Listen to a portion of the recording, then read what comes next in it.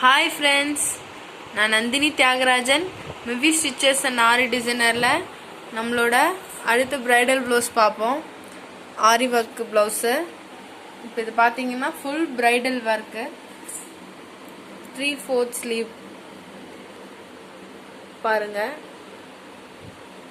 இதில் வந்து இந்த ப்ளவுஸோட பார்டரில் வந்து பீகாக் டிசைன் கொடுத்துருந்தாங்க. நாங்கள் அந்த பீகாக் டிசைனை கொஞ்சம் கிராண்டாக ஹெவி ஒர்க் பண்ணியிருக்கோம். இது பார்த்தீங்கன்னா ஒரு க்ரீன் கலர் பட்டு சாரீ. இந்த சாரியில் வந்து நம்ம நிறைய டிசைன்ஸ் யூஸ் பண்ணியிருக்கோம். அது என்னென்ன டிசைன் சொல்லிட்டு நம்ம இப்போ பார்ப்போம். இப்போ இந்த டிசைன்ஸை நம்ம வந்து க்ளோஸில் பார்க்க போகிறோம். இதோட சாரீ பார்த்தீங்கன்னா இதுதான்.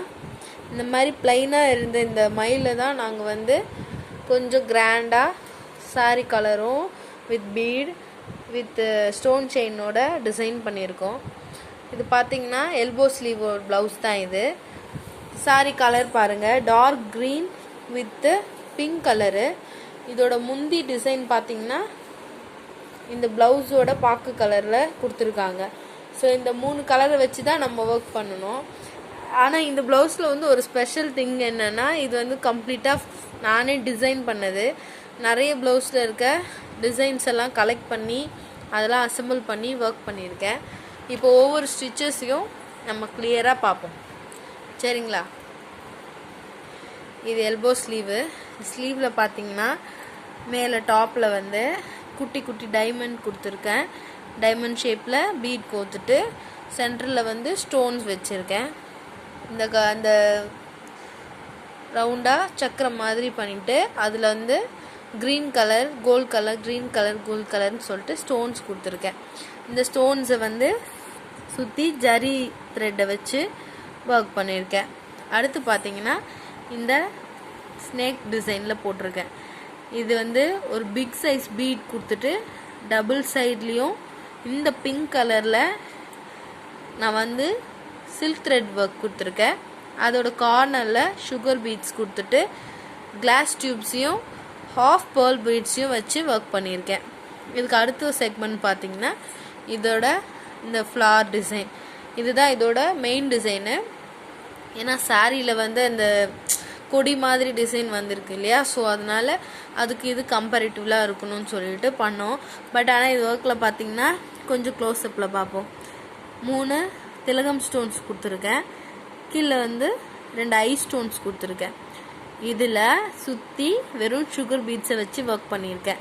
ஒரு கொடி மாதிரி கொடுத்துட்டு பிங்க் கலரில் லீஃபு, க்ரீன் கலரில் ஒரு குட்டி டிசைன் கொடுத்துருக்கேன்.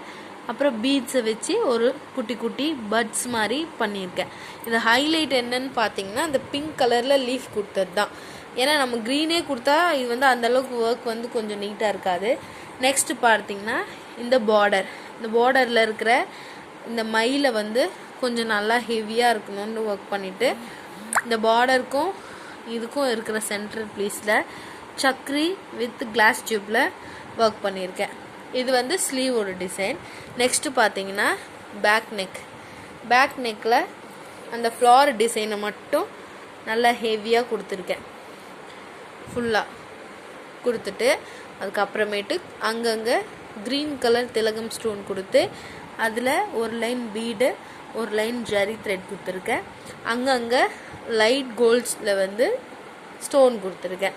நெக்லைன் பார்த்தீங்கன்னா வழக்கம் போல் டபுள் லைன் ஜரி த்ரெட் கொடுத்துட்டு பீடு, ஸ்டோனு, பீடு, அதுக்கப்புறம் சக்கரிலேயே இது இன்னொரு வகையான சக்கரி, அந்த ஒர்க் கொடுத்துருக்கேன். அதுக்கப்புறம் பார்த்தீங்கன்னா பிக் பீட் வச்சு ஒரு ஸ்டிச் பண்ணிவிட்டு கீழே வந்து ஹாஃப் பீட்ஸ் வந்து ஒட்டியிருக்கேன்.